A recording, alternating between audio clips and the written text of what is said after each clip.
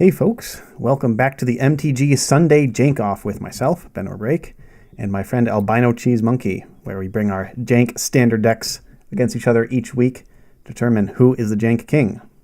So as always, I'll ask, Monkey, what are your colors and deck name today? We are back in one of my favorite color pairs of all time, Orzhov, doing one of my favorite things of all time, which I'll leave for you to find out. This is Rule of Two Orzhov. Okay. Questions? A favorite color pair of yours? My questions will be answered by gameplay, I hope. I am playing Inn of the Plains in Sultai. We just had a set released focused around these enemy wedge triple color combinations. I wanted to sneak in a little bit of spice here for this Sultai deck. Ended up not being too much for this particular strategy, but it'll be very fun, and I hope you'll be along for the ride for this one. We're just going to be keeping some inns here on the plains. You know, you never know when someone might walk by and need an inn. So, looking at our starting hands, this will be our blind best of one. All we know about each other's decks is what we've just said. So, do you keep them all? Well, this looks good. This deck doesn't have a lot of bad hands. It's one of those kind of decks, and it has better hands. This isn't one of the better ones, but not a bad one. So we'll keep it. All right. I also keep. In a vacuum, I would keep this hand. Against your particular, what I suspect your deck will be doing, based on the fact that you've played a Rule of Two deck previously, I'm not sure I would that's keep, interesting, isn't it? But, what am I doing? Well, let's keep some ins. Show our talent. For those who might not remember, I played a Boros version called Rule of Two Boros, or Rule of Two B. This is Rule of Two O. That one was cast off the top, in case you missed that. I missed it utterly. Talent. Oh man. I have two talents on board. I'm so talented. So talented, yeah.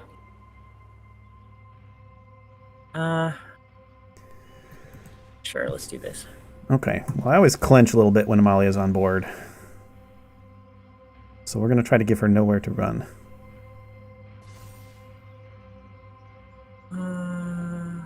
Yeah, I gotta let that happen.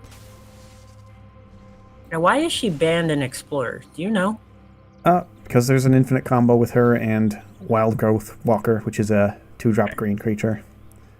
I guess that makes some semblance of sense. So, if you basically win the game by having two mana creatures on board, it's a little bit of a frustrating time for some folks. All right. I think her only downside is that she gets bigger than 2 power pretty quickly. And that's right, I said downside.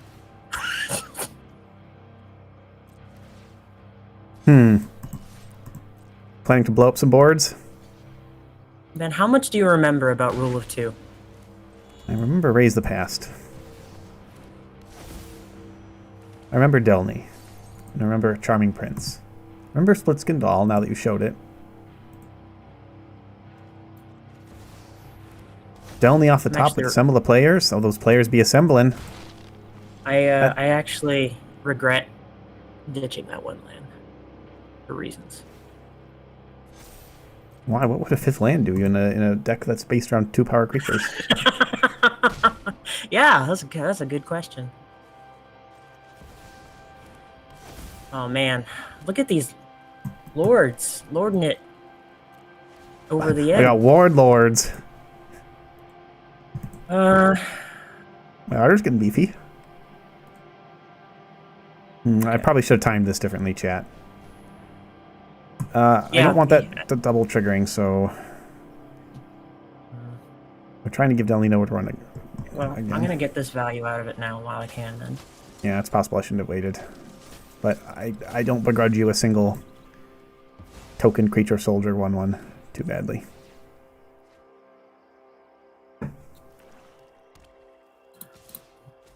All right. Well, that's an interesting draw.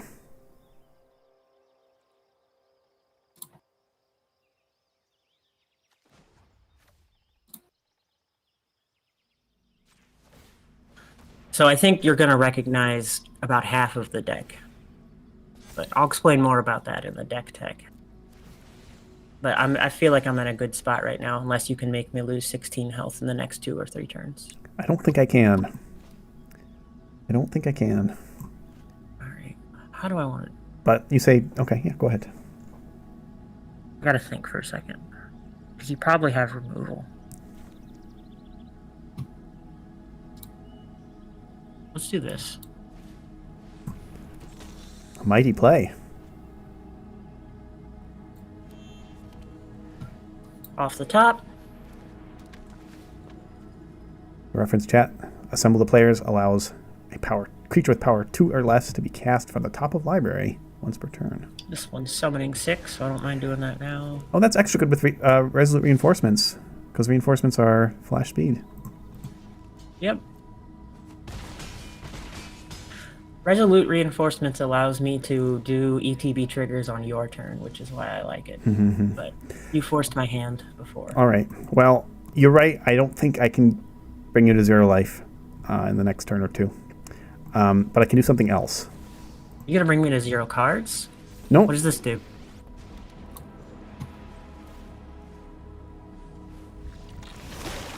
Oh my gosh, what is this card? Who is this lady?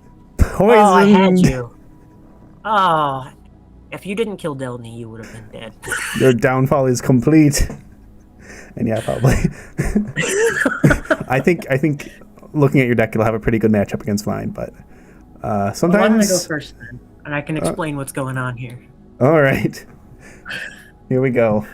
Let's go to our deck techs, folks. Now that we've had our blind best of 1, we'll do our deck tech and then some best of 3s with intense sideboarded action.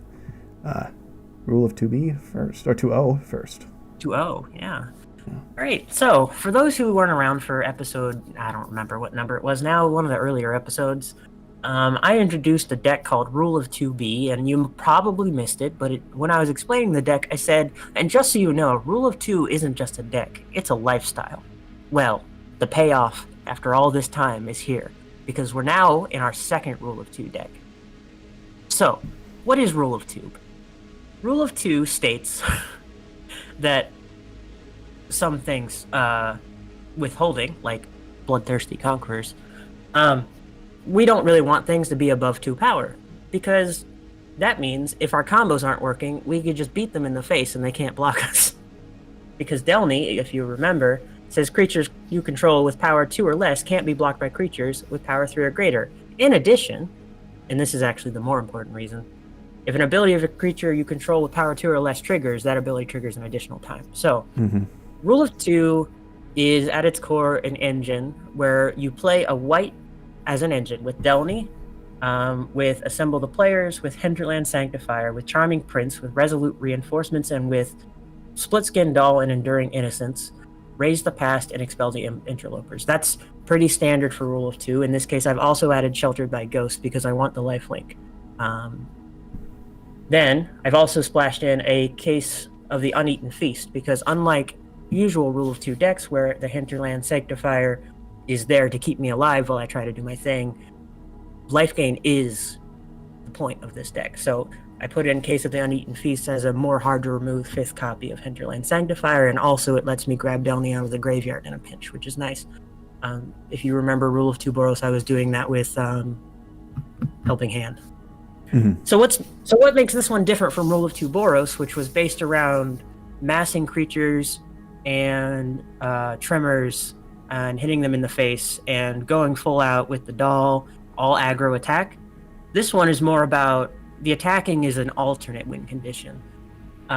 We're playing some black cards, namely Starscape Cleric, the most important card in this deck. Bloodthirsty Conqueror is cool, and that's why I put it in as a one-of, but that's not usually how I win the games. Usually, they're dead before that point because of the Starscape Cleric and all of the triggers off of Hinterland Sanctifier in Case of the Uneaten Feast, and Elias Core Sadistic Pilgrim as well, just for even more, which is my 5th copy of Starscape Cleric. He also has the nice added bonus of that if you're killing my stuff, you'll also take burn damage. And Amalia is a draw engine in this deck. She is the only one allowed to get above 2 power because I don't usually attack with her unless I notice they have an open board and she's really been pumped up. Why do we play her? Because I learned that wards fire twice when you have Delny on the board. Did you know that, Ben? I think I knew that, but it's pretty rare to encounter it. So if you want to remove Amalia and Delny is out, you have to pay 6 life. Or they have nowhere to run. Yeah, or have something else. But at that point, if she's become a big enough problem, nowhere to run, she can get bigger than nowhere to run. Very true. That's very true. Yeah. So yeah, I mean, this deck is I play cards and you die. It's pretty straightforward. I'll admit it might not be the jankiest deck out there because I think gain life, lose life is a pretty well-established and well-known combo, but it's one of my favorites because it's the first one I ever found on my own accidentally. Because I haven't been playing Magic for long, and remember me saying Orzhov, it has a special place in my heart because bats were the first deck I ever loved. So, yeah, very pretty cool. Straightforward. You're mashing some combo decks that have been seen before, like the Conqueror combo or Raise the Past combo, with some new angles, such as using Delny. I don't really see Delny being used, and as you said, it's the heart of this deck, basically. I really think that's cool. Right. So that's Rule of 2 Orzhov. Will there be more Rule of 2s in the future? Undoubtedly. I bet. So we've seen Boros and Orzhov now. All right.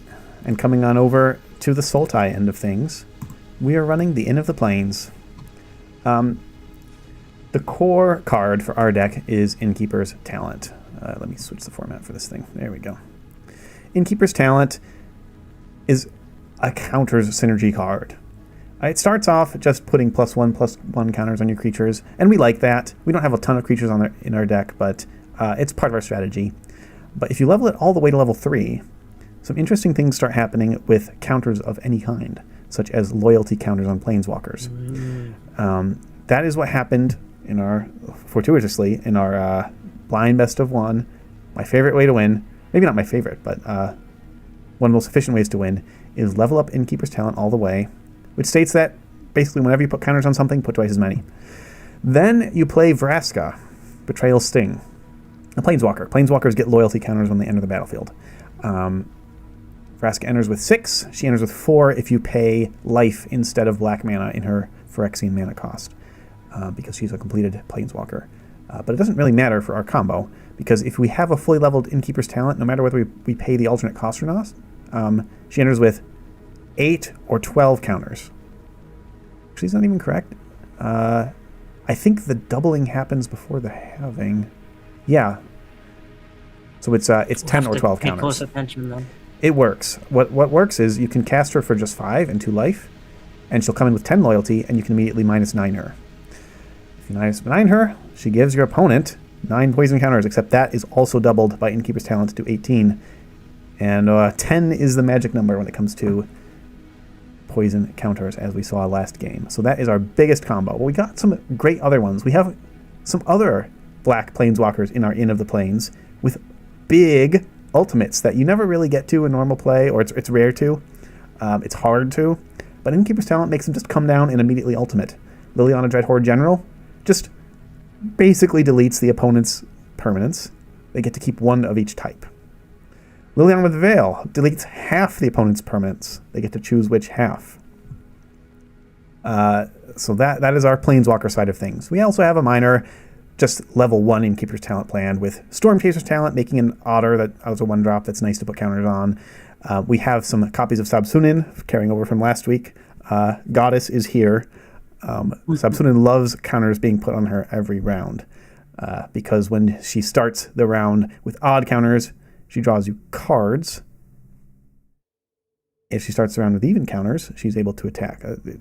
It's slightly different than that, I guess. I didn't explain it well, but the card is in front of you if you'd like to read it, and hopefully we get to see it in action. Check out his Brawl deck from last week also. Yeah. We played Subsidiary Standard Brawl. If you're looking for Standard Brawl content creators, we'll probably just do that about once per set, but with set releases coming 6 times a year, that will be plenty. For now, we're back to Standard with the new set release. All right, so those are our main 2 game plans. Then the question becomes, okay, we're winning on at least 5 mana. usually much later. How do we survive that long? And the answer is removal, like Nowhere to Run.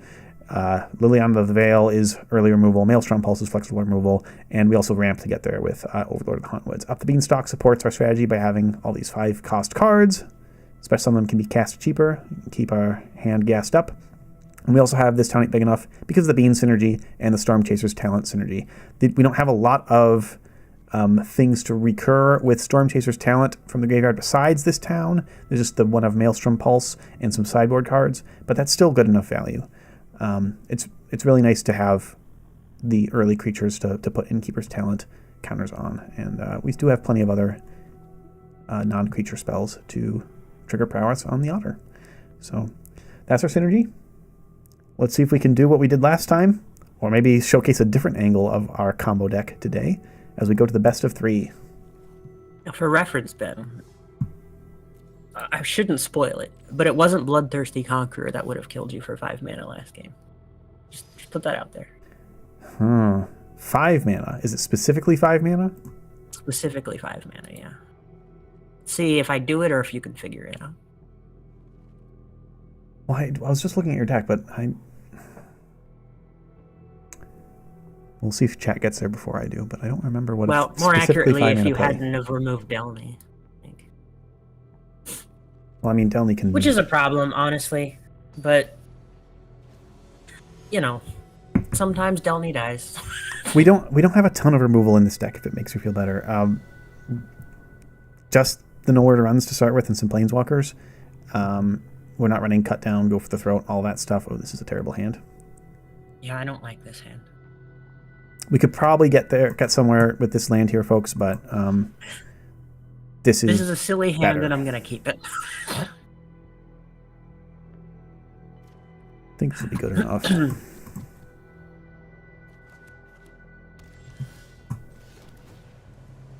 Okay. Our lands are looking a bit tapped.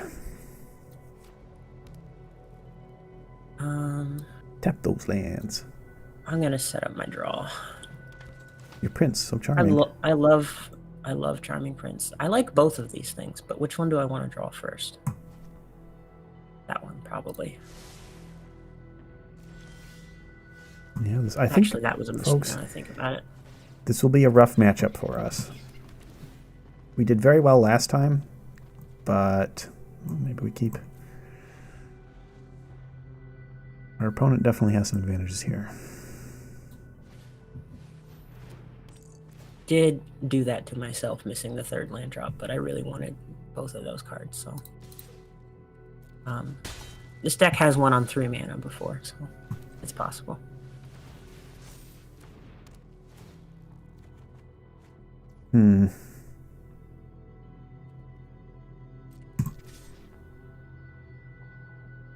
Yeah, sure.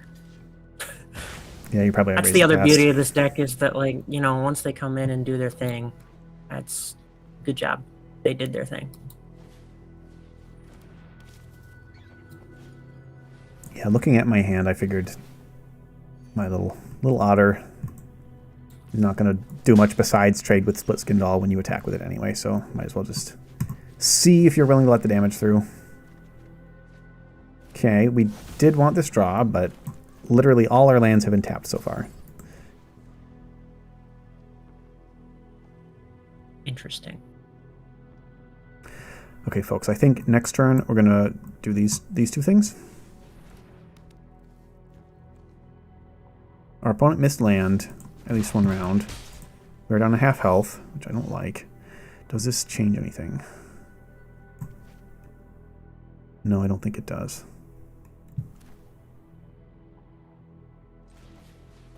How nervous should I be? I'm a little nervous. I won't tell you.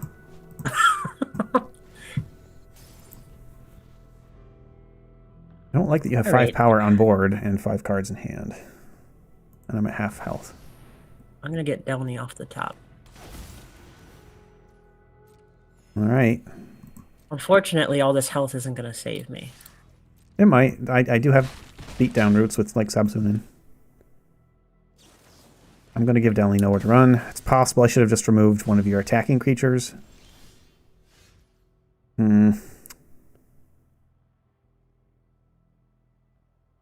Well, I'll give you an interesting choice. How's that? I don't think I'm going to win this game, but I can make it interesting. So I don't know if you noticed, Ben, but they changed the starter decks a few weeks ago to the Foundation's starter decks. Did you notice that? I didn't. I noticed when a bunch of new decks appeared because they gave them to me for some reason. All right, so what's happening here? I get to keep these things or these things. Okay, I'm obviously going to keep my lands. Oh, wait, no, you choose what you're sacrificing. Okay, I'll sacrifice I've made that those. mistake before, yep. I'm glad I read. All right, so Liliana's a 3-mana board wipe. We can vibe with that.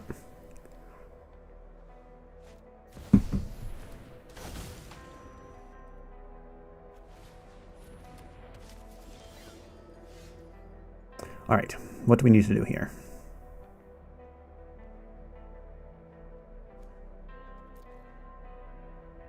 We've got an Overlord coming off Impend. I think what we actually do...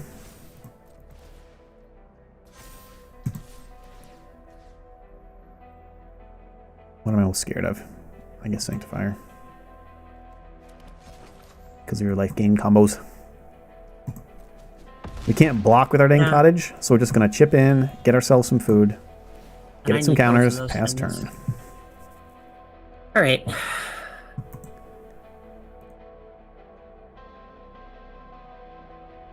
Have you received Liliana's ultimate before? Out of curiosity? No, that was the first time. You just popped your Lily cherry. Very nice. Yeah, I'm glad I read it. You did well for your first time. Sometimes only experienced players can handle Liliana.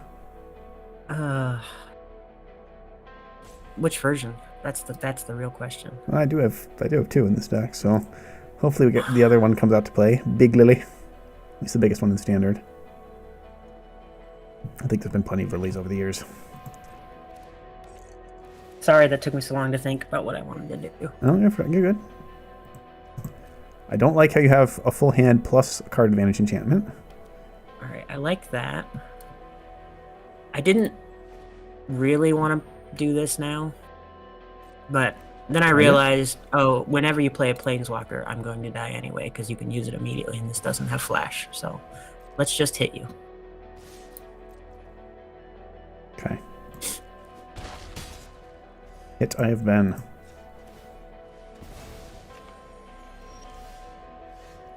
It is nervous when you're playing 2 combos. Yeah. Who gets there first? I guess this is, what did you call this? Like a combagro? It's a funny term. Oh, we might have made a mistake, chat.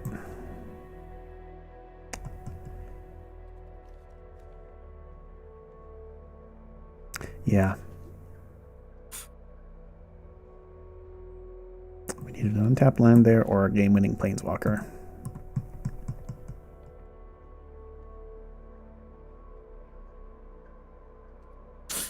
I was running a lot more tap lands in this deck, and then I realized I was shooting myself in the foot, so I took most of them out with the exception of West Surveil land, I think. You have a way to stay alive?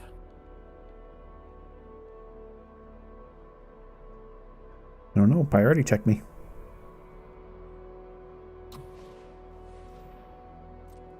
I passed priority.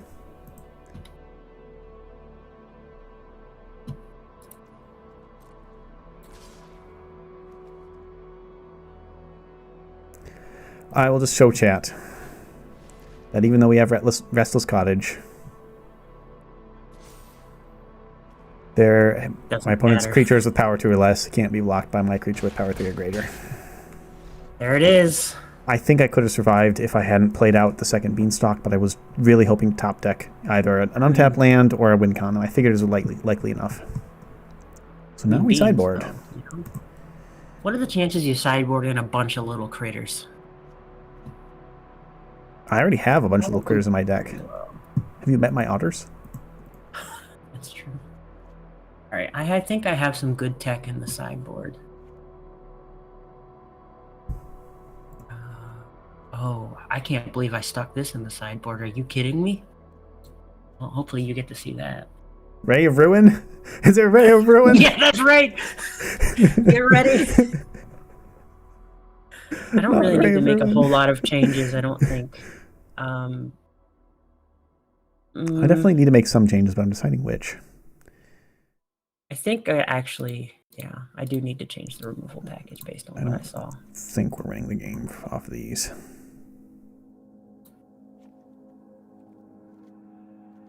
And how much stuff did you end up doing on my turn? Not a whole lot, right?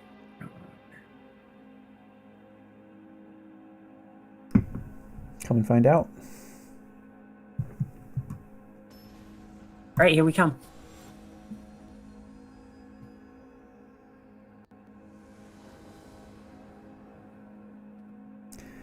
Do we want to play first? I guess so. All right, this is keepable. That's a good hand. That's a really good opening hand, Ben. Uh-oh. I think we keep that too.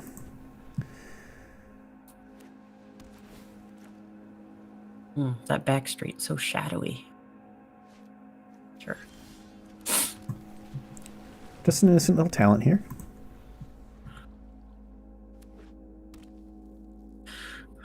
Let's do this. Prince Charming, delighted to meet you.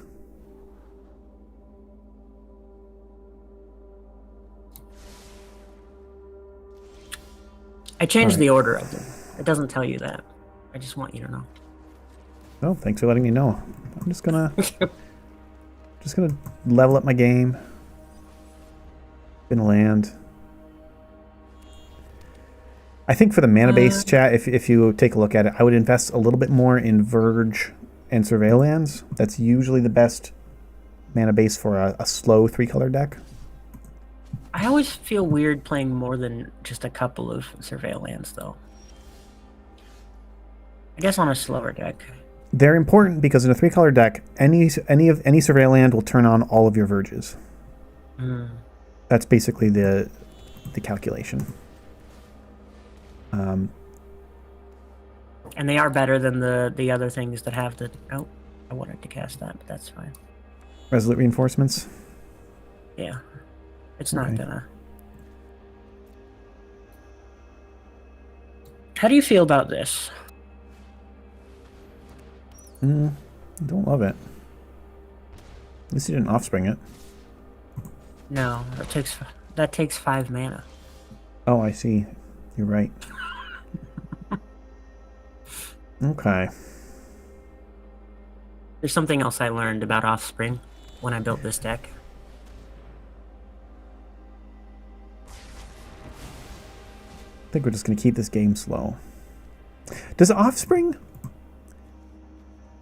How is that worded? It's a trigger, isn't it? You may pay an additional 2 as you cast the spell. If you do, when this creature enters, create a copy of it. Yes, when it enters. Does that trigger Delney? It does.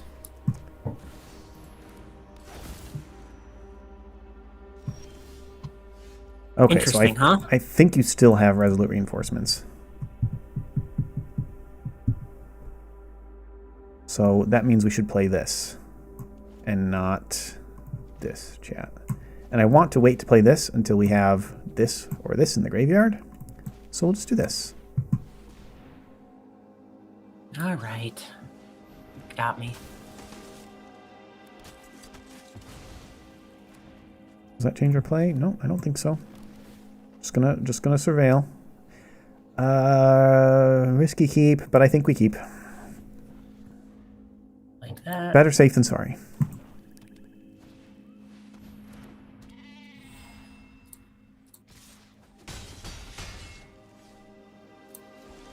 All right. This isn't really how I wanted to do this, but I think we are going to cover things up. I wanted to take Delney from your graveyard, but I want to deny you the Enduring Innocence value. Right. So let's see what kind of sideboarding you did. Purging Stormbrood. When this creature enters the room, all counters from one target creature. Yeah. Sure. I promise I didn't look at your deck before. No, It you're was running just as a cool dragon that I was like, you know what? This might be useful. Because I can remove all the counters from 2 creatures. Okay. You have Lorens and Felidar Cubs. I don't like that. I didn't sideboard in the Ray of Ruin yet, though. Ray of Ruin. Do I effectively, at this point, if I'm playing black, I only have a 14-card sideboard because one of them has to be Ray of Ruin? Is that how this works? If you want to stick to the memes. I'm getting a little bit sad about... Oh, you already know this is in my hand, so... Yeah. All right. Chat, do we... So yeah, that was the thing, Ben. The Offspring triggers twice. So I never actually got to see how much damage happens when you have Hinterland and Delny and you Offspring this, because they usually die first, but the most I've seen is 17, but it was gonna keep going. Because then it Offsprings, and then you get another one, so they all trigger 3 times, but then they trigger twice, so it's 3 times 2 is 6, times 3 is 18, so probably 18 or more damage. We could... Secret has been revealed. Yeah.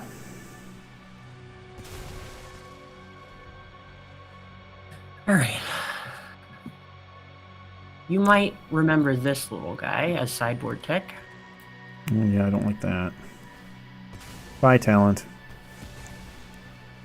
I think we made some misplays here, folks, but we should be able to make it up. Does that matter? I should probably just hit you.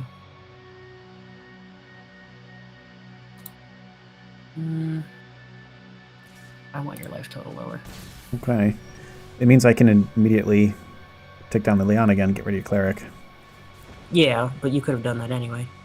No, well, but then I'd lose the Liliana, and I kind of hoped to keep her. Yeah. As it turns out, it was very good that you removed my talent, because I just top-decked Vraska.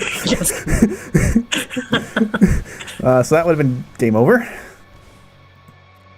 But yeah, Vraska's good on her own. Card draw, and she pumps up my other planeswalkers. Proliferate. If it doesn't get the card draw engine going, it can be a little rough. I did my best to deny you card draw, taking your other Enduring Innocence out of the deck. Alright, let's prolif.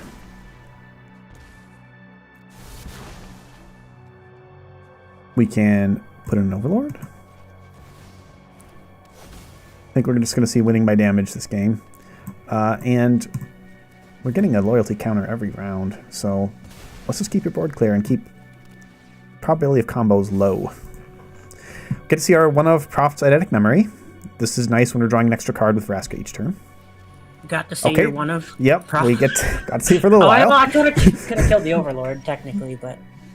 Yeah, maybe you should have, but... I just got too funny for the meme. It was funny. I'm going to proliferate on my Overlord and my Lily and my Vraska.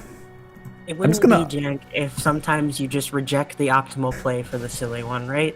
Reject optimal, embrace monkey. All right.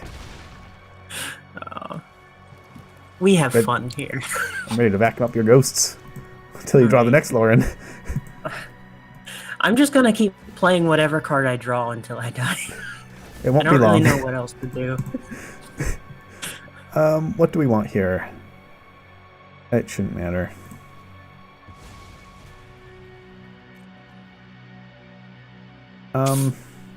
Do I use this? I guess I do.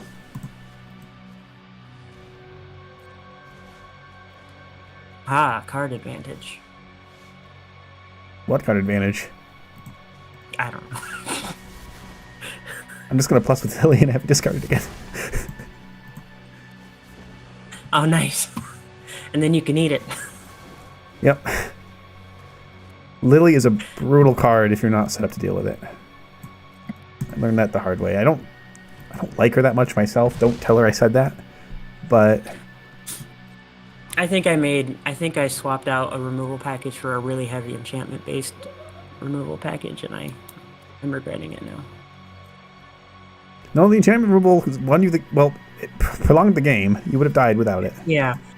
Yeah, but the Sheltered by Ghost, I figured if your Planeswalkers came out, I would have been dead anyway. I don't know. We'll see. Let's sideboard some more. All right. How do we feel about these cards, folks? I might rather have one of these. You're not really running a bunch of instant speed stuff, so there's no reason to side that in. Where is there? What are you doing to me? You're making me question my life. All right. Glad we had those sideboard sweepers.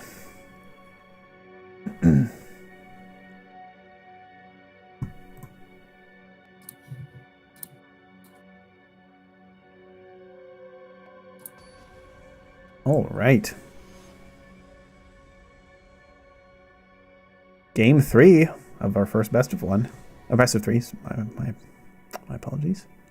That's good. Your dog looks different. That's a no-lander. What does he look like now for you? He's got armor. That's what he always looks like for me. He usually he usually looks like the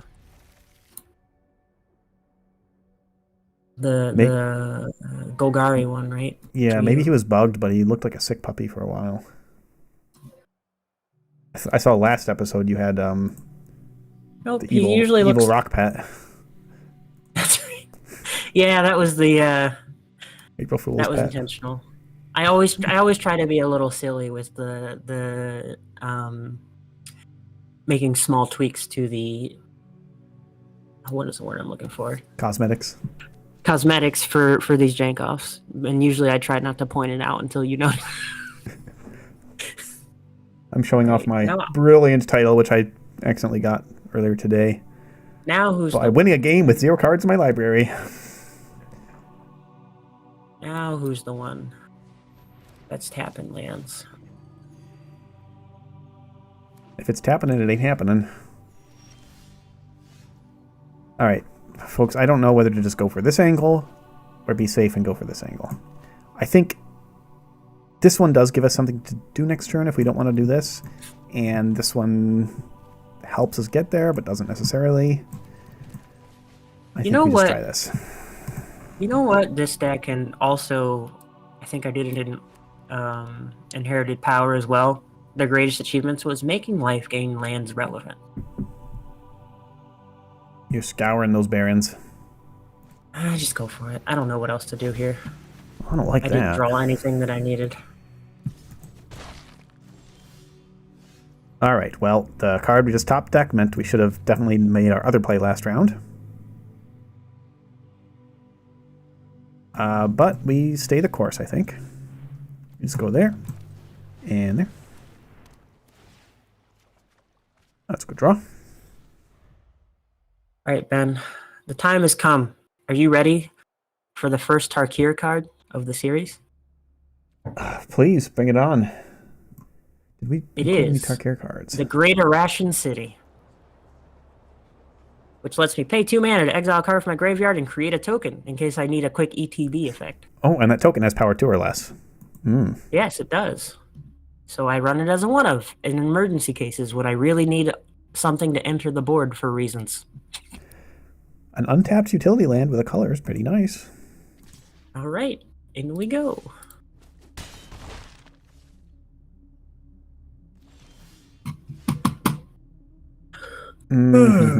Choices. Okay. This play becomes much more impactful once we do more with this over here. This play isn't bad. But I'd rather just do it full cost. I think we can still get good value just doing this. I don't like that. Let it be noted that I dislike that. Well, you know from the way I was talking that I don't have Vraska in hand.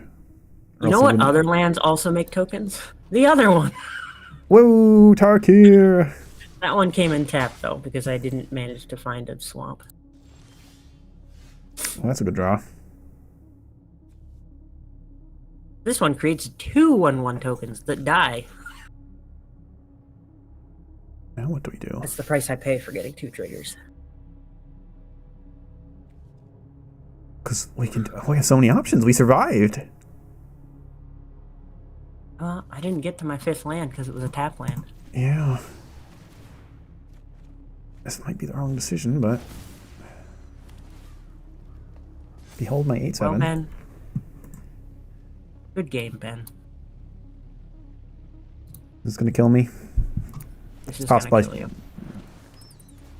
Yeah, I had a way out right here in my hand, but didn't play around it, I don't think.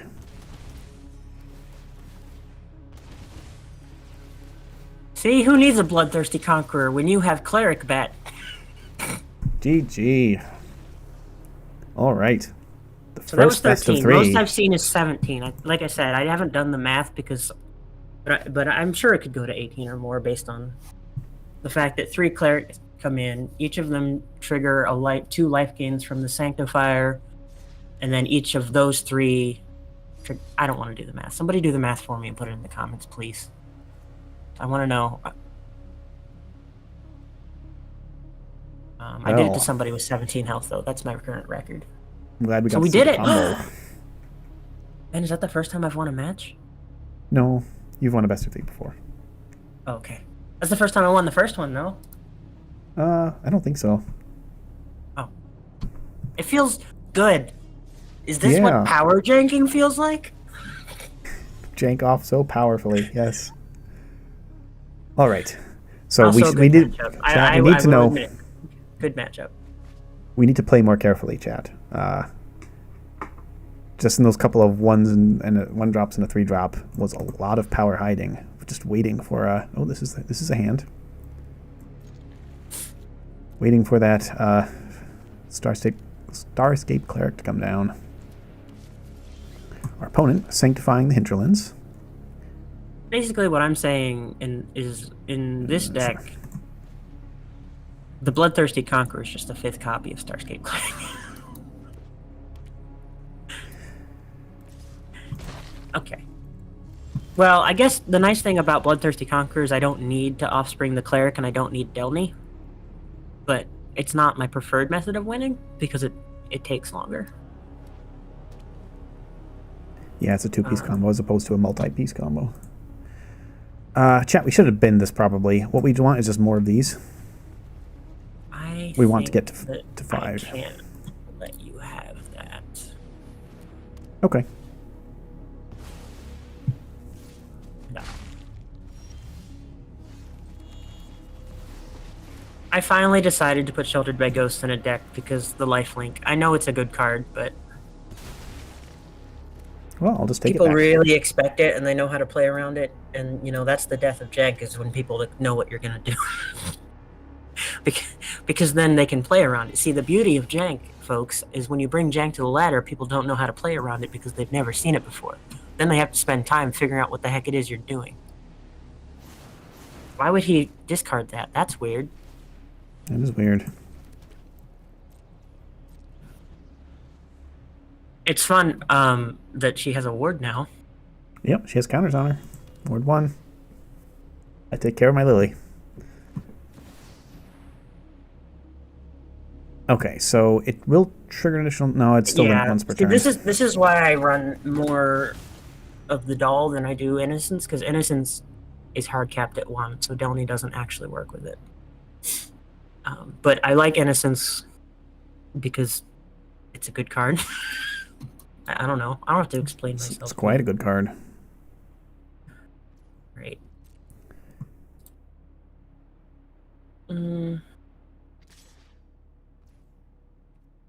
Accept.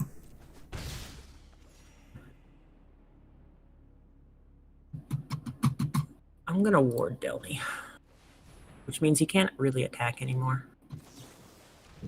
I'm not gonna ward Delny. Nowhere to run. This is the reason that the amount of time, what I'm saying about playing Sheltered by Ghost, that happens so much when I try, because people expect it. They know. They get under it. I'm just gonna take your last card. Yeah. You should, because it was Wow, all 3. Yep.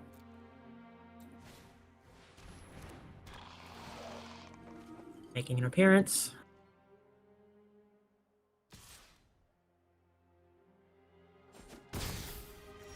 I learned my lesson from last time. Well, I have bad news. It's not gonna matter. Yeah, I started with the combo in hand.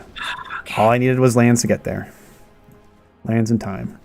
GG. Boom. Wow, this is quite the jank. Gotta say. We finally have, like, actual combo deck versus combo deck. Usually, we haven't gotten there. Usually, it's some mid-range versus control kind of deal. I mean, Most you typical. do know how much I like being picked down. What do if I'm gonna do all this, what do I end up removing? I mean, I know.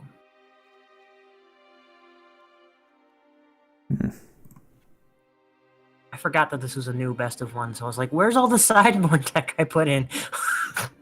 What am I doing? Yeah, that's part of the reason I played the way I did. I knew you wouldn't have any enchantment removal. I shouldn't say new. I thought you wouldn't. Okay, this is probably fine.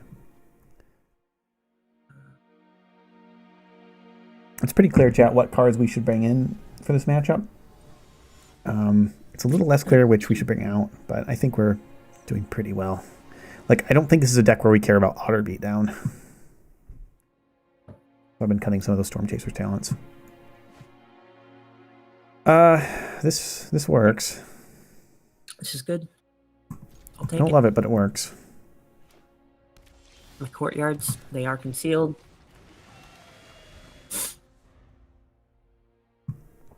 I don't know if you keep getting Raise the Past post sideboard, but got my one of Ghost Vacuum.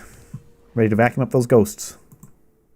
I may or may not have expected that and just decided to ditch the graveyard strategy. I mean, when I play this deck best of 3, I usually ditch the graveyard strategy game 2 anyway. Because, you know, that's what sideboards are for. Yeah, thankfully we don't have a lot of graveyard hate, so there isn't much of a price to bring it in. And Ghost Vacuum, it's still actually fine. Just as a, okay, as I kill things, I get to put their bodies in my vacuum and then maybe get some value out of them later. Okay. Ellis Core is a little scary, so I'll just give them nowhere to run.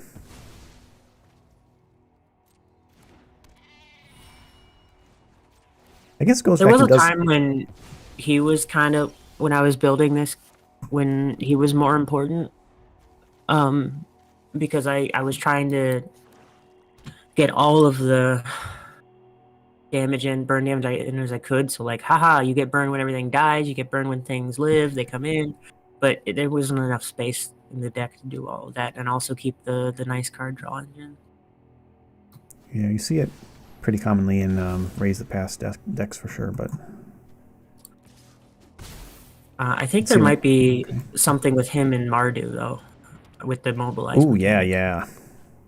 Mobilize is definitely a breakable mechanic. Is it broken yet? I don't know, but it's breakable. The consensus I've seen is that it's too slow because they have to attack, but, you know, I'm sure people could jank it out. That's interesting. Well, this is going to be a fast one if you can't stop this.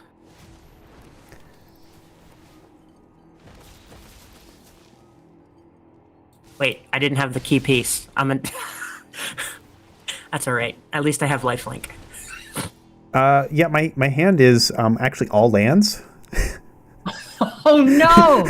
So, behold my 6 lands. Here's the best one. It's Mirrex. I can kill you over 10 turns with Mirrex, but yeah, I'll just let you attack in if you want. We flooded. The only non-land card we drew was at the Beanstalk, and it of course drew into a land. So I think it was reasonable keeping 2 spells when they're both good spells against you, but well, that was a non-game, unfortunately. Game 3 again. Look at that. I don't think we changed our sideboard strat. I think I'm going to put one thing back in that I had taken out. And I think I'm going to actually... That's probably the better play there. But what do I get rid of in that case?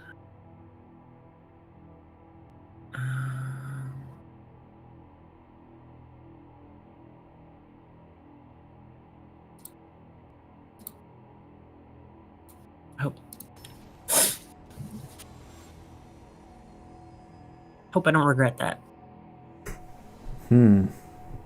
Hello, Ruxus Sticko. Good to see you. We are janking off here. Don't.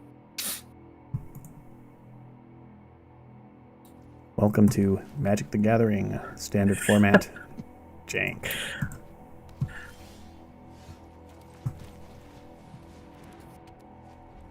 Just keeping every my Sunday ins. night.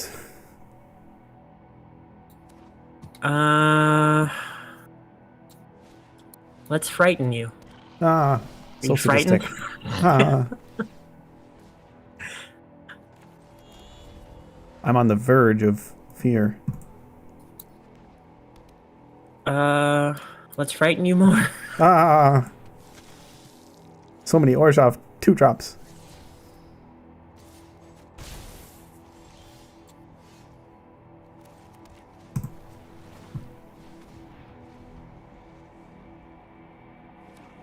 Let's frighten you more.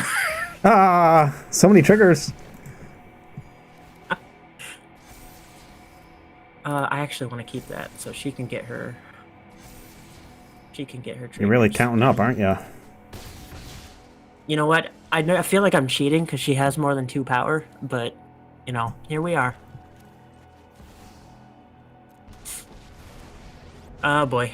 I would like to demonstrate that I paid 5 mana for her. Normally she'd start with 6, but that's doubled to 12, and then the completed cost comes in, it says -2. So she comes in with 10 loyalty, which is enough to -9, which is also doubled to 18 by Innkeeper's Talent. I top-decked her. I top-decked her. It was the draw step before the last one. I actually didn't. That's on me because I did have a Sheltered by Ghost. I suspected you had removal. I didn't play it because I'm a dummy and I didn't notice you had ranked it all the way up. Well, you know what? Well, that means we've both lost game 3 of a best of 3 by having the answer in our hand and saying, no, he doesn't really have it. He's not going to do it. So we stand at parity and go to our third best of 3. Wow, look at that. We have to play a third best of 3 even if we didn't want to, but we want to. Yeah, because if we don't, then you're going to have to leave the win with me because I won the best of 1. You can't let the best of 1 decide it. I can't let that happen. I think we did do that once when there was just a very slow episode. I think I was on a control deck of some kind. This is bad. Ben, remind me. I've set a precedent over Jank-Off. Do I keep 1 land hands? I can't remember. Yeah, you keep them. I'll keep them? Okay. Yeah, just... Oops, I hit mulligan. Oh, no. I'm mulligan to do another 1 land hand. Oh, no. I'm mulligan to do another 1 land hand. I was right. You should have kept. Now you're going to have 1 land and 6 spells. So 1 land and 5 spells. I am going to keep... I really hope I draw. All right, I will present my talent. And I will present why... Oh, I drew a land. Oh. I will present more talent.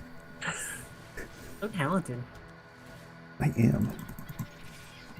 Are you going to present another land? Yeah, there we go. Yeah, I usually don't have trouble with enough starting lands in this deck. I think I'm running 26. Same start as last time. I would like to present my talent.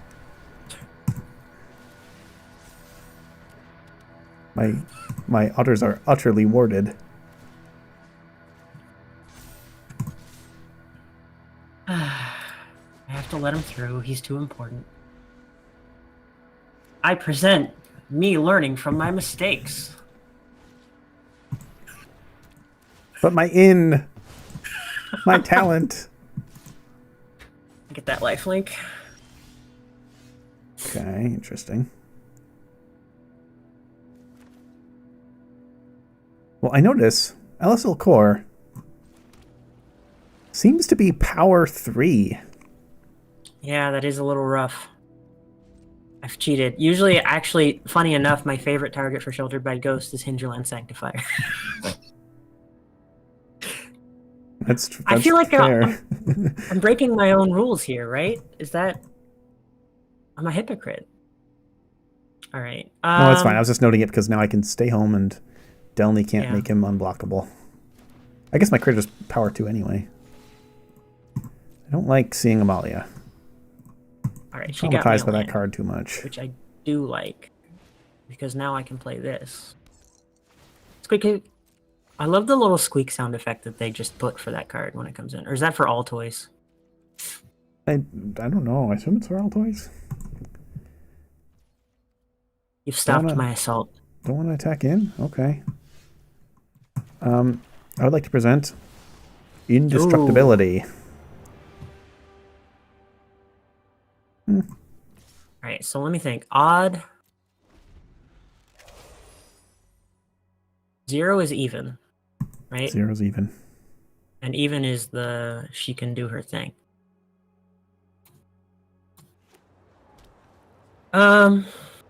Sure, I'll do this now. Okay, I don't love that. It's not a whole lot of damage, but...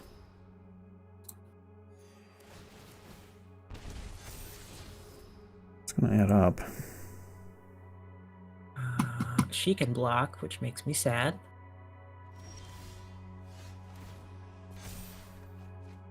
Now she can't. I'm sure you have a way to get another counter on. There you go. Looks like we're a little short on green mana for what we want to do.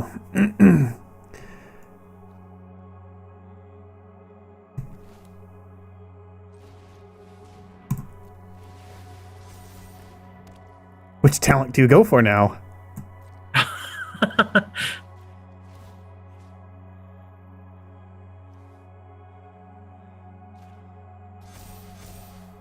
So what? Explain to the people, because I definitely understand. Why talent over doubling season? Because doubling season only works on permanents you control. You don't get the Veraska nuke. Okay, that makes sense. Oh, by the way, I want to showcase my only Tarkir card in this deck, Mistrise Village. Unfortunately, it's in the bin. Oh, it's the blue one. But it's really helpful for grinding out those control matchups where all you have to do is resolve your game-ending combo card, and you win. Helps you do that. Well, let's demonstrate what this baby does. Yeah. Ouch. This is going to hurt, Ben. Yep. I don't really have much life gain in this deck. This is going to hurt. Yep. I'll attack with the doll. I'm brave. Oh. Yeah, I'm not really sure how we win this other than finding the combo before we die, but I think we die first. I don't like sacrifice my otter, but... Oh wait, I probably just die anyway because Velas Liquor. Yeah, I didn't really have a choice. Yep. Oh. Oh, you got one That's left. nice. So, what I just demonstrated is why there might be a Mardu rule of 2 at some point in the future. Unfortunately, I think I'm dead. Oh, man. Let me see. Well, there's one answer I could draw. Actually, this is a pre-board game. I don't think I even have that in the deck. Nope. Actually, is there any way I can cause my own death? I think there is. Ooh, do it. You I think kill something? Yeah, I think if something dies, then Elcor kills me. Yep. Boom. Boop. Thank you. Thank you for doing my dirty work for me. All right. We got a game, huh?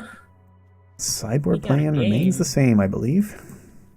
Yeah. I'm hoping to see some of these other sideboard texts that you haven't gotten to see. I hope it doesn't cost me the game, but I'm going to sideboard some things in just because we haven't gotten to see them yet. But this is the way of the jank and me.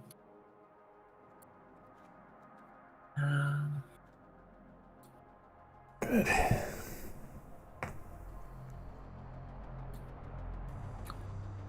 Yeah, so this deck relies a lot less on Return to the Past than the Boros one did, especially with the tremors and everything. But just because, I don't know, I feel like I have enough ways to trigger life gain, life loss than filling up my graveyard and casting Return. I mean, why win with 4 mana card when I could win with 2 mana card? Yeah, exactly. I mean, the only reason I keep Bloodthirsty Conqueror in here is because he's cool, and because he's a 5th copy of. He's just another way if I can't get Donny to win. Right, I need to make cuts. Hold on. Here's a cut. There's a cut. Another thing about Charming Prince is he also, one of his options is gain 3 life, which is nice. Yep, that can be a burn mode when you have your combo being assembled. All right, folks, we need to see our sideboard cards, we need to not flood out, and we need to have a reasonable path to the combo. I don't think Subsunin really cuts it in this matchup. Our opponent only really runs exile removal, it seems like.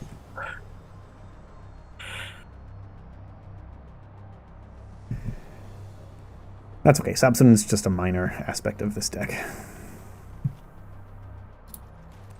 My cottage, so restless. My inn, so talented. I've made a mistake. Oh, my draw saved me. That's good to hear. We'll have a game. Your players assembling. They assemble. That is probably my favorite turn 2 play, honestly. Perfect curve. What's the perfect curve for your deck? I think mine is turn 1, Hinterland Sanctifier, turn 2, assemble the players. The winning, like the quickest win is turn 1 you can, Storm Chaser's Talent. There's not really a downside to doing it, but sorry, just a moment, I'm thinking. We'll just do this. And this. In that. And pass. But the important thing is, the quickest one is turn 2, Innkeeper's Talent, turn 3, level 2, Innkeeper's Talent, turn 4, level 3, Innkeeper's Talent, turn 5, Vraska, and that's just an immediate win. But FYI, the mistake I made when I'm not mulliganing is I forgot that Verges don't turn white unless you have one of these. I see, yeah. Well, they're right now. I really made a misplay.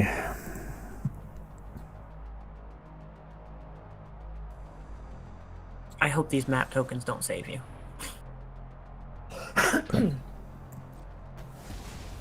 Do they save you? I don't think so. Are you saved?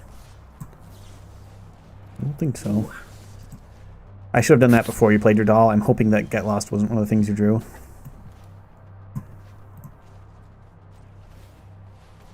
Actually, we can map on our cottage. This town. Yeah, we kind of want that. No! Oh, I didn't want that. I didn't want you to do that. That made me sad. What? Raise the Past doesn't get it. What does? Oh. You're not running Black Overlord, right? No. No, that's too much mana, even at 3. No, that's you the reason impended too. Enduring the... Oh, really? I thought all the Overlords impended at 3. Nope. Black is at 2, and the white one and red one are at 4. And green, blue are 3.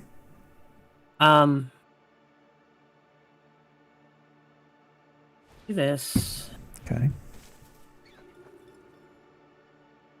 Let's do this. Okay.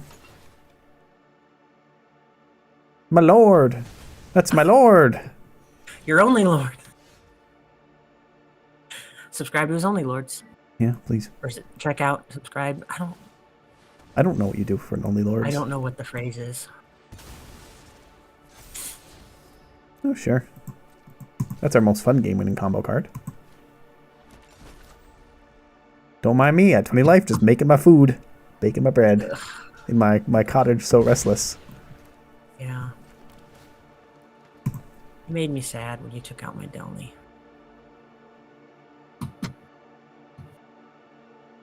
I'd apologize, but I'm not sorry. I would make the same decision again in a heartbeat.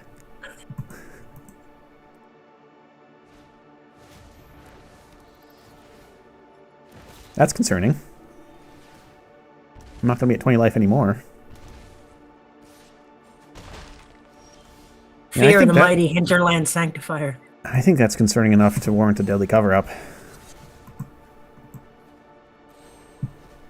Let's just get those clerics out of your deck. Oh boy. Oh, yeah. And your hand. All right, let's see if there's anything else interesting going on. You wanted to show off sideboard cards, so here I go looking. You see it's in my hand, the one that I wanted. All right, we got some Voice of Victory. Strategic Betrayal. Target opponent exiles a creature they control and their graveyard. That is good against Sabsunin. All right. And in your hand, Phyrexian Missionary. Yeah. I had that thought, but I'm like, you're not going to actually run that. I think I suggest that for Boros. Or no, for some other rule too.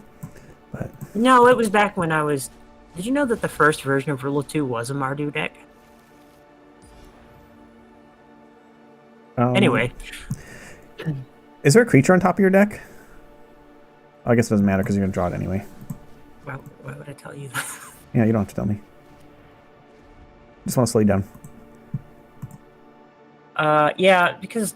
Well, the reason I went with Phyrexian Missionary. I took out the Helping Hands, which is part of the core white package, and I replaced with Phyrexian Missionary because she has lifelink, which I thought is nice, and she's a 2-power creature. Yeah, but is it nice in a deck where you're actively avoiding making your creatures stronger than 2 power? Lifelink is good when you can stack it with buffs and counters and stuff like that. Lifelink is just one of the many ways that I can trigger life gain. I guess. So if I have my graveyard recurring and my life gain, I don't know. I was gonna try it, but now I'm not. Okay, players are assembling. Question is, what game are you playing? All right, this is a card that I actually didn't get to test all that much, so we'll see what happens. It's a bard. I know how much you like bards. Bards. A human bard.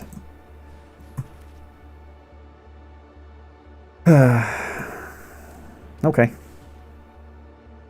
I may have forgotten Voice of Victory's non-mobilized text. I should have taken your food. That was a mistake. Maybe, but I should have interacted on my turn instead of trying to do it on yours. Voice of Victory might have been an okay sideboard. I don't know if it's gonna ever make the main deck, but such is the problem with mobilizers. I want those tokens now. I don't want to have to attack for them. All right, let's learn our lesson and just do this now, as we should have.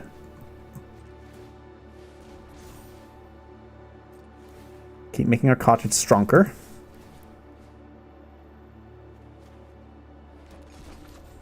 Make some more bread.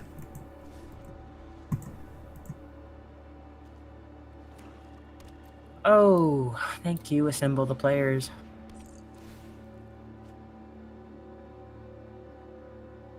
Those players do be assembling. I don't think Phyrexian Missionary is going to make the cut.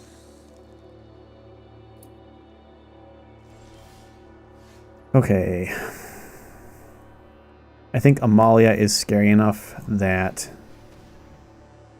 she will be eclipsed. Ooh, well, you got me top decking. Unfortunately, you do have an extra tool for top decking.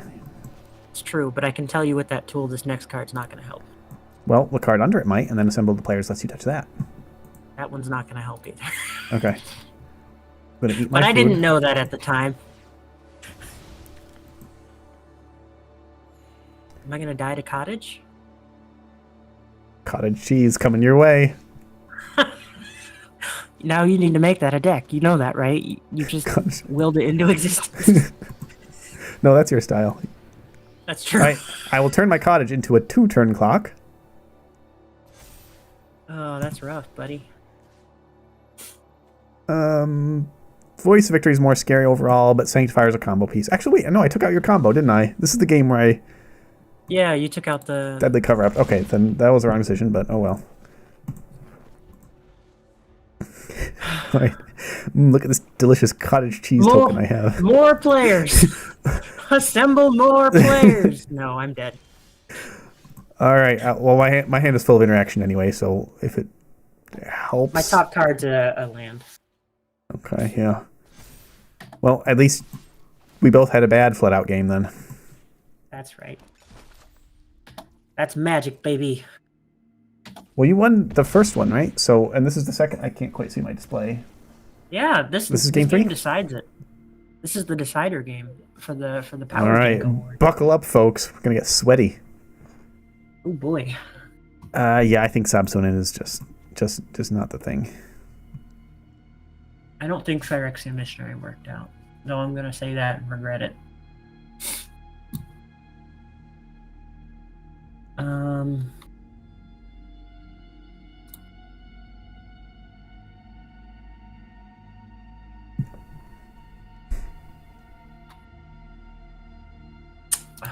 you are very enchantment heavy, aren't you? So heavy. Now I'm actually thinking. Now I'm thinking. No, I'm enchantment light. I'm a Planeswalker deck. Got any Planeswalker removal in there?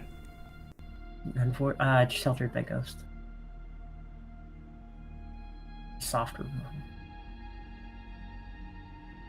It's kind of nice that 99% of your stuff. Out Bloodthirsty. Yeah. I don't want to take out Bloodthirsty Conqueror because I haven't gotten to do it yet, but people have seen that combo, right? Probably. It was pretty popular when Foundations came out. But, you know, it is a creature that doesn't die to nowhere to run, unlike 99% of your deck. I need bigger butts. That's what I need. I need to find ETB Don't we all? creatures with bigger butts. Would it be insane if I ran 41? Because I don't want to make another. It would be insane to run 41 because that's illegal. Now 61. Oh, right. Probably still insane, but I wouldn't. You know, you can. Yeah. No. Have you been drafting a lot? You've got draft on the brain. Yeah. Exactly. I always draft a lot. Chat, how much have you all been enjoying the format? Tarkir, Dragon Storm. I've been enjoying it a lot. I learned I stand for Abzan. It's everything I ever wanted in color pairs. I think consensus is that that's the best 3-color from Tarkir. That's not why it's my favorite, though. But no, whether or not something is the best has nothing to do with whether or not why it's my favorite. But the audience might care more. That's true. I think I've been liking. I've learned that I'm in the Sultai minority. That actually, I also have learned based on reading the internet that I am in. I can't keep this hand. I am in the minority, in the fact that I can't keep this hand either. This isn't good. Then I am in the minority of people that like the purple armor. The purple what? The purple armor. Apparently, people don't like it. Oh, I haven't. But I think that's probably just because all of those are the people that know what they look like before. But I wasn't around. I just saw like sick purple armor. I was like, oh, that's sick. Yeah, it's supposed to be black. Like colors are... I looked back at the old cons. They're wearing like white scale armor. That sounds neater. Yeah. Yeah, like purple. That's what I said. That's a really expensive dye. Like, are they really just dyeing leather and putting it on their battle armor? I don't want to put any of these back. I guess I'll put that one back. This isn't good, Ben. I'm in a bad spot. Well, maybe this rail will help.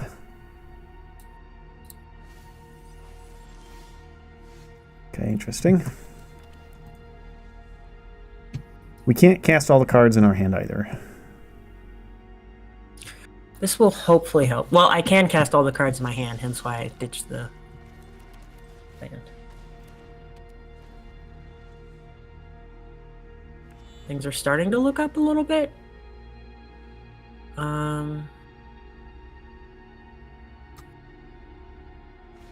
Sheltered. Okay. Super ward. Not that it matters. I thought I was going to show you the nifty thing I learned about wards firing twice with Delny, but obviously that doesn't matter if the person has black in their deck. I don't think any of my stuff cares about ward, actually. I guess this town ain't big enough. But usually when I'm casting this town ain't big enough, it's because I have nowhere to run out and I'm picking it up. I'm going to cast this. Oh. I'm so used to just automatically getting my life gain triggers on enter, I forget when it doesn't happen, why it's not happening. That's why I cast that pre-combat. I was like, oh yeah, I'll just get some quick life gain and pump her up to 4-2. 4-3. It's fine. Tap land. Have your draws not been great, Ben? Are you just waiting? The draws have not been great. Okay, so seeing that there's a sheltered on top of your deck, I have to play this not how I want to play this. Oh, that's good. We'd like to hear that. Behold my 7/6.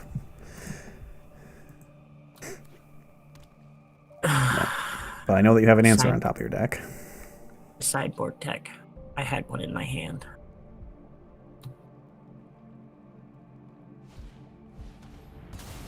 Okay. Tarkir! So you get to eat my Overlord and shelter. And put her above range of nowhere to run. And well, that's a good top card. That would be pretty sick if I wasn't just casting Liliana fairly. Oh, you get everything back. I go down to 1 life. I bet you can piece of win together from 1 life.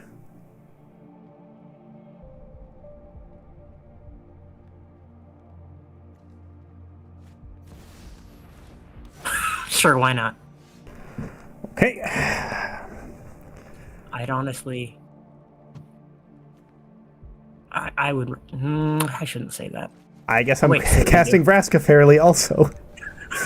Making a conqueror into a treasure. Yeah, I was going to say, I think I'd rather you remove that than what you see is in my hand.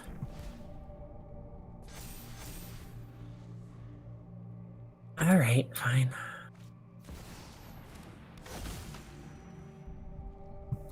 Hold, chat, hold. This 1 life is going to have to be enough. I can't even plus, well, 0 Vraska, because then I die. That'd be funny if I forgot that. Remember, I can swing under that zombie. Yeah, yeah. You know, funny thing, in testing, I had one person turn... They were playing Kite Sail, the blue card that turns one of my things into treasure. And that killed them because they didn't realize I had core on the board. They had 1 health. So I killed it. And I guess that still triggered core? I don't know. It's something like that. I don't remember exactly. No, I think it gave me the mana to cast 1 more thing, is what happened. That seems more right. Because it's not a creature anymore, right? The Bloodthirsty Conqueror. No, it's an artifact treasure. Well, I'd be more concerned about taking 8 if I didn't have 34 health. I guess the safest thing to do is just let you treasure this moment also. Okay. I treasure it. That's not immediately gonna win, but it might help. Ooh, that's nice. Yeah, let's do that. Okay. And clench, folks. I don't have a way to kill you right now. Let's see what happens. Well, I have a way to kill you. Right now. Behold, no. Second Vraska. Wait, Planeswalkers combine? Hmm? How did they just combine? They didn't combine. I put 2 on the board and said, okay, which one do you want to go to the graveyard? Sorry, which one do you want to keep? And I kept the one that just came down. Yeah. Oh, clench, that was so rough. I had another Delny in my hand, just so you know. But I had nowhere to run in my hand. It wouldn't have mattered because of Voice Victory, but if I didn't have my other Vraska, I still would have been able to remove your voice and have nowhere to run up. No, I needed a lot of things to come together, so this was kind of fair win, and then I drew the second Vraska and had the combo win. So I really thought I was going to get the Power Jank award this time. It was really so dang close. I thought I had it. All right. Hopes crushed. That, Dreams I think that was good. Shattered. I think that was good. I'll get it someday. You know, people out there, they're rooting for me. You know, everyone likes the under. However, you are the underdog when it comes to the jankiest jank. So we gotta. I don't know what to do with that one. I mean, we're both playing weird. Well, here's the thing. Why I would be inclined to give it to you. Believe it or not, I do see Poison Winds on the ladder a lot. And I know that still surprises you, but you know how matchmaking is. In fact, more so recently. I don't know. I feel like I died to poison 5 times in the testing of this deck. So, it's kind of funny that you brought up poison deck, but I've never seen it done this way. Oh, okay. I was going to ask, is it you usually probably meet Dimir spells based poison, right? Yeah, and mine is just like classic life gain, life loss combo done in a very me kind of way. So. I mean, I think you might get both. Which is why I was really going all out for the Power Jank. I thought I could get it this time. I thought you could too, to be honest. Our worst matchup... We should talk matchups. Our worst matchup in this deck is highly aggressive creature decks. That's why everything that's not combo is basically removal. I suppose we have a little card drawing ramp, but that's because we need to get to the combo fast sometimes. A lot of our strategy against surviving aggro is remove your stuff with nowhere to run, bounce it with this talent big enough, but that's not good against you because you like your ETBs.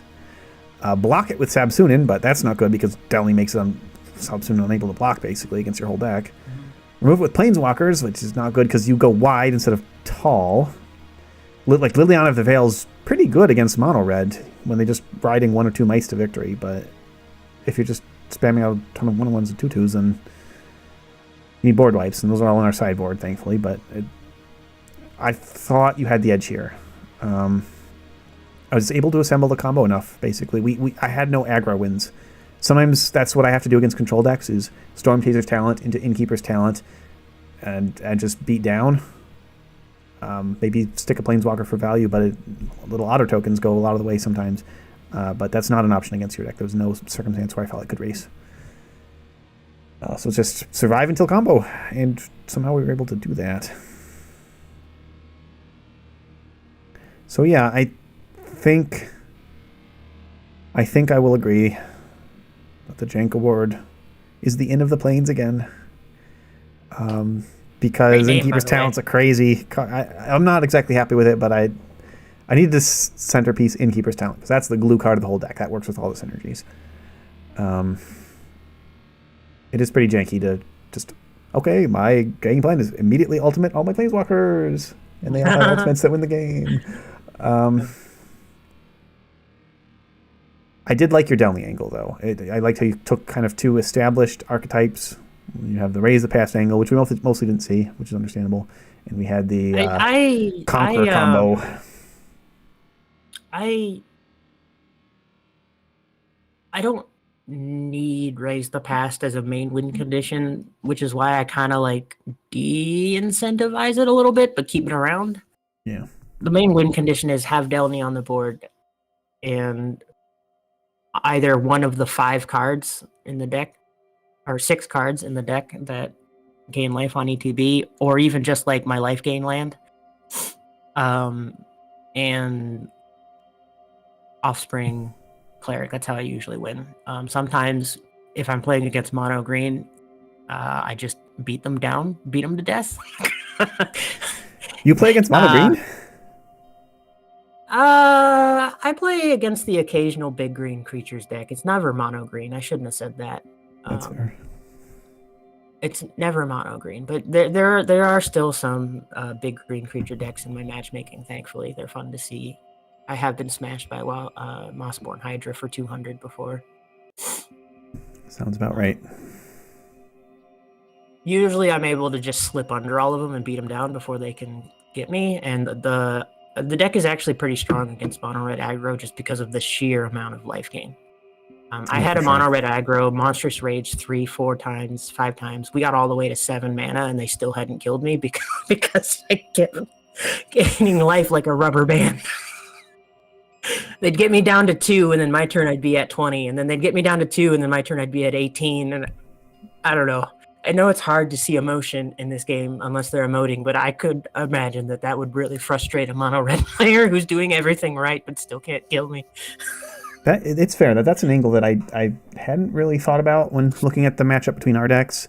It's really, really hard to beat me down. It's really, really hard. Like if I you did see don't that. get my life to 0, I get it back into the high teens in a single turn usually. Yeah, I did get to that conclusion that it's like the Stormcatcher's Talent beatdown never was going to work. But I am pretty weak against other combo decks though, because if they assemble theirs before mine, because mine's not the fastest combo in the world. I sacrifice combo speed for the ability to beat down at will because I can't stop myself. Because that's just how I like to win. You know that. People the fact that we have this 2-card. Your combo's a little faster than mine. My game-winning combo is. I have a 2-card win combo, but it's mostly a 3-card combo. I mean, it's also turn 5, right? We both have a turn 5. Yeah, it is combo. turn 5. Yeah. But I have to have more things go right. And it's not a guaranteed win either. Yeah. Well, I've seen it do 17 damage. Yeah, but if someone's gained life or stabilized the board well in those intervening turns, whereas as long as all I need is 2 pieces and lands. I've never run into this while testing this deck, but I would assume some kind of white-based life gain deck would be a real struggle for me if they went hard in that. But you don't see that, so. No, the only mono white deck I don't even see it that much anymore. Usually they're splashing red or blue or both is the mono. The only mono white deck I run into is Angels Tribal. You play Angels? I've seen Angels Tribal several times. When have I ever seen Angels? I don't know. Usually the centerpiece is Elspeth the Planeswalker, whichever version makes. Not the new one. The new one's sweet. The new one is insane. Well, very good. The new one almost made it in this deck, but it was too slow. But I have other ideas for it. Yeah. Just a really incredible Planeswalker. A lot of the times, the ultimate on Planeswalker is something you never really get to. Some of the best Planeswalkers are Planeswalkers that don't ultimate. They just have 3 solid abilities that can all be used the turn they come down. Elspeth has that, plus a very useful passive line of text. So, very good Planeswalker. Keep your eye out for that one on the ladder, folks. I guess with that, I've run into it once. Yeah, she didn't make it in this deck. She is in this deck. If I play her, she wins. But I mean, so does the Bloodthirsty Conqueror. So I'm trying not to have more than just one 5-drop in this deck.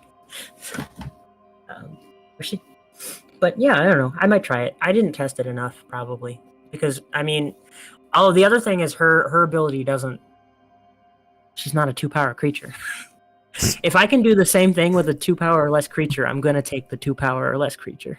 That is the way of the jank. Yeah. All right. We're looking at a local time of about 8:30. Do we want a bonus game or? Let me see what I have. Let me see. I think usually we do a bonus game at this juncture. We could just do a best of 1, maybe. No, actually, well, depends on the decks. We could do a best of 1 or best of 3, depending on the decks. What do I have?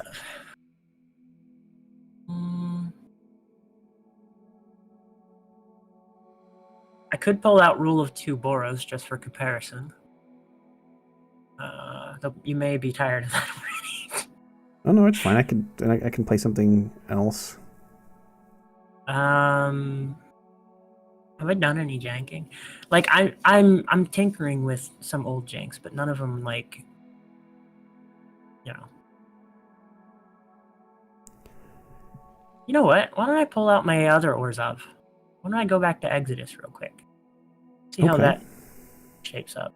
Let's see what would be a good, a reasonable matchup against that.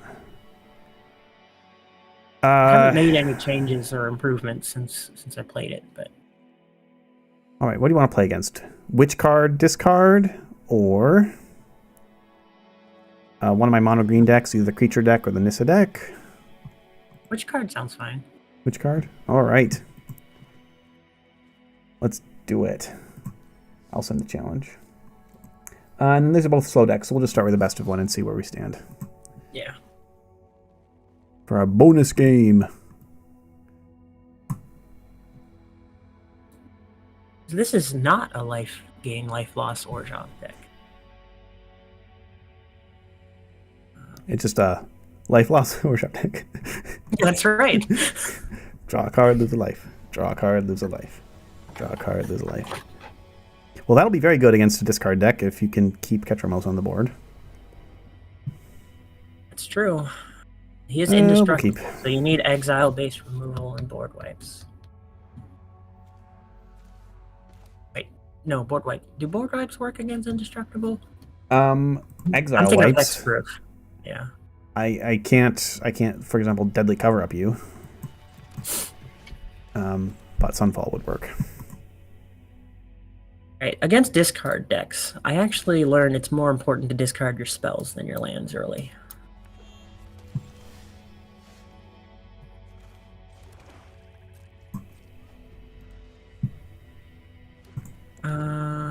Okay.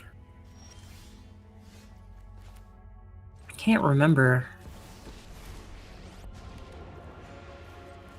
Lily's back. This time she's just being played fairly.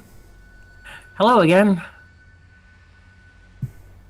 I'm gonna go back on my own words and discard a land. That's fair.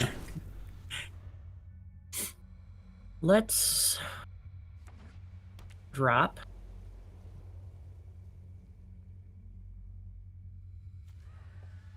Why?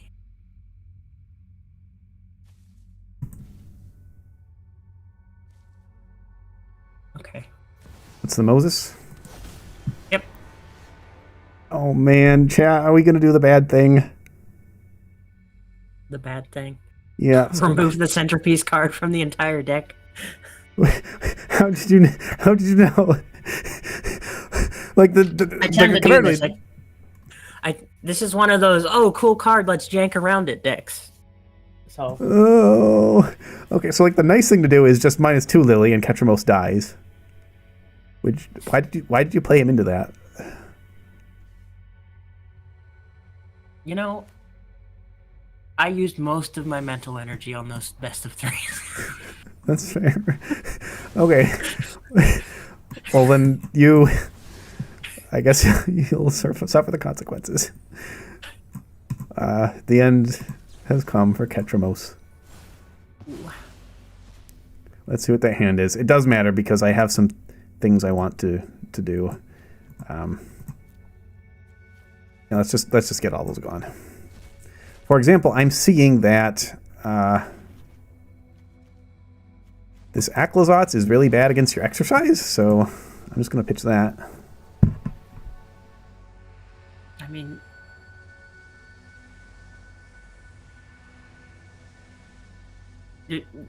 mean, I'm not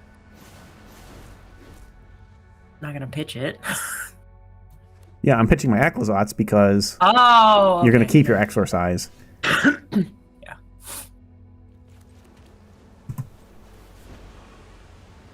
All right, Lily Ultimate's coming. You don't do graveyard stuff on that deck. Do you? I don't remember. In any case, I don't know. I'm just gonna.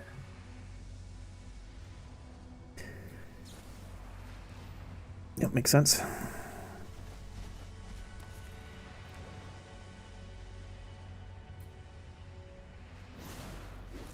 Well, I've emptied my own hand.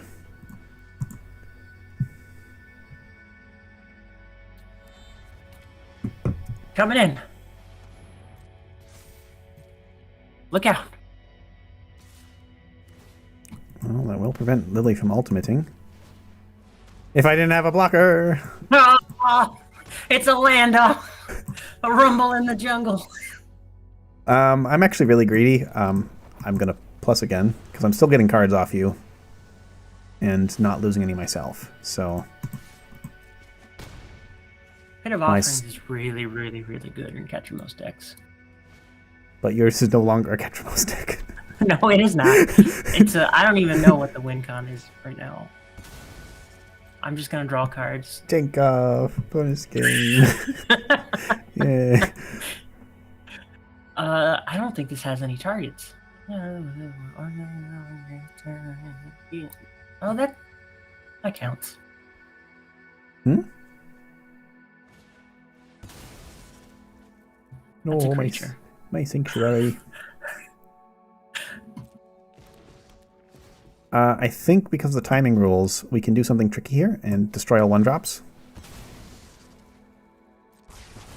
Ooh. And it won't get exiled. That's useful to know. And we could ultimate. But I just... this is a deck that's designed to get empty-handed, and I'd rather just do that. Like, what would I lose? Just some lands? Yeah. I mean, I'll get to it, but... Oh, look, that's a good draw. Okay.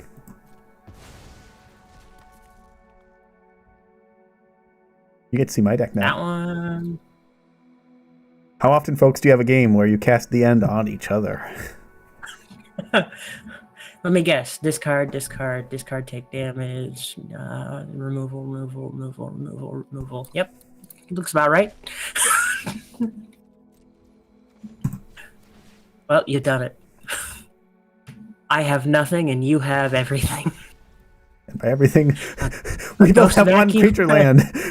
A ghost vacuum and a soulstone sanctuary. Your fortress is restless. Okay. Yeah, this is going to be a really slow clock if I can't That's right. block your fortress without and kill it. I don't even know why I'm doing this. Oh, You're going to gain. right. You're going to gain 2 life every turn and then lose 3 each turn. So currently, if we just go land versus land, I'd be on a 15-turn clock. You can beat me for 3 every time, though. Is the problem? Well, no, all right, because I gain 2 back. Yep. I hit for 3, you gain for 2. But I just drew another basically creature land. This will increase my clock significantly. You have Murex too. Don't forget. Yep. In we go. This is magic as Garfield intended. You're right. They're actually gonna if this is continued, they're actually win. Because I'm losing 2 each time, even though I'm blocking. Yep. I'm definitely not going to forget to activate my Murex. The year is 1989. Richard Garfield's in his office saying, "I want to make a game where people just animate lands and beat each other." Bop lands. That doesn't do anything because all of my removal, so much of my removal is like based on me sacrificing something. Okay. Don't forget, someday I'll be able to pop this ghost vacuum and get a novice inspector. And nothing else. And I can't sack my land. That's my only win con. I'm not gonna sack my land to exile your land.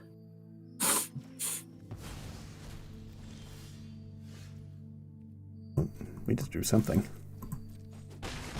What is the creature type on Restless Fortress? Nightmare. This is not. I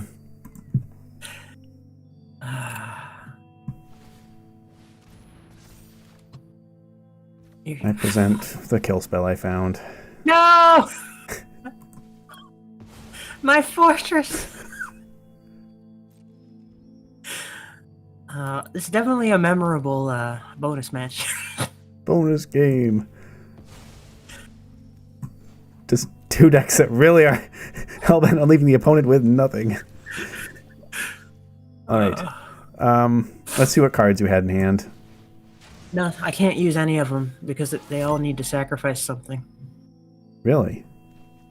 Yeah. To do anything. Alright, I got 1 shot. That's helpful. It does something. I don't think it's enough. What does it do? I don't know what Kaya does. I can't read Kaya. The words are too wrong. Creates a 1/1 token.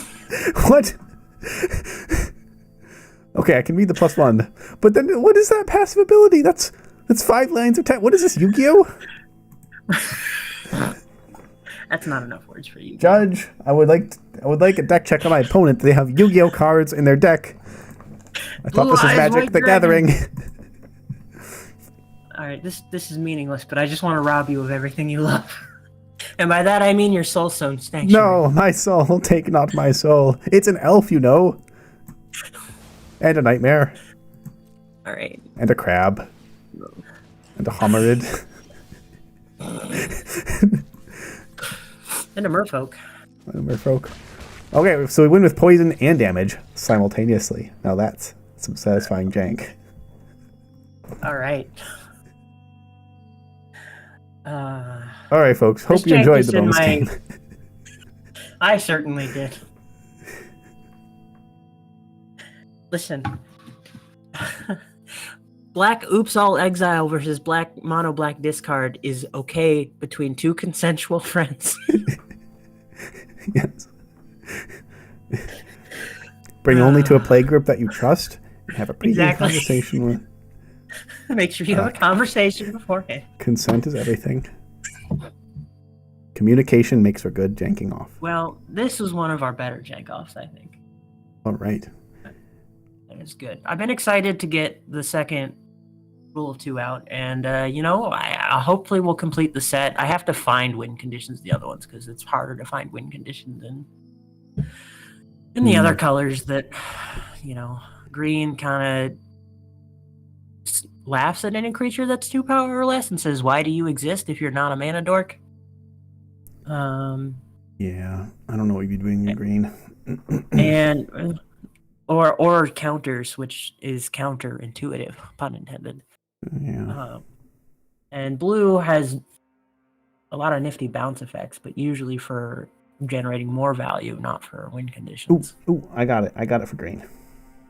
There's a lot of low power creatures with the toxic mechanic. Ooh, that's true. In white and green. So I bet you could do... Celestia Toxic was kind of almost a meta deck back in when All Will Be One came out. A lot of those had triggered abilities, like Rot Priest. Venerated Rot Priest has a triggered ability that Downley could really soup up. A lot of them are power 2 or less to make unblockable, and unblockable toxic creatures are pretty potent. So I think the way that a Rule of Two Azorius would end up being a control deck, because you could do a lot of double stunning. A lot of creatures that send things back to hand would send 2 things back to hand. Oh yeah, and creatures that give you value, like drawing cards or pulling cards out of your deck, or so Micromancer's 3/3, right? Yeah. Okay. So yeah, if you're gonna do Celestia Toxic, do it soon. All Be One is in the next block of sets that rotate. So. Oh, that's fair. Which is September, right? Something like, late summer, early fall, somewhere in there. Yeah, I'm trying not to craft those cards, but we'll see if I already have some of them. A lot of them are uncommons. A lot of the ones you care about are uncommons. I think Rot Priest might be the rare. Uncommon. Oh, you're uncommon deficient too. An uncommon situation. All right. Well, it happens when you jank so hard and you're like, it's just uncommon, and then you do that like a bunch, and then you're like, where are all my uncommon? We've been doing it a bunch, folks, and we're keeping on doing it. Join us again next Sunday, 7 p.m. Eastern Time, which is 11 p.m. UTC for reference elsewhere in the world. We are bringing a new Jank Standard deck every week. I've already got mine for next week brewed up. I'll tell you, there's some footsteps coming. I don't know what I'm gonna do yet. I've been working on one that was almost ready but not quite. But I might have gotten enough Tarkir cards at that point to be something like that as well. I don't know. We'll have to see. Yeah, I've been enjoying some Tarkir draft. I've already got enough jank in the pocket to draft a bit, and that's been fun. So hope y'all are enjoying the set. It's a great limited environment. We're still waiting to see what kind of impact the cards will have on Standard, but there's definitely some in there that have a place. What I'm watching out for is if there's going to be any real new decks.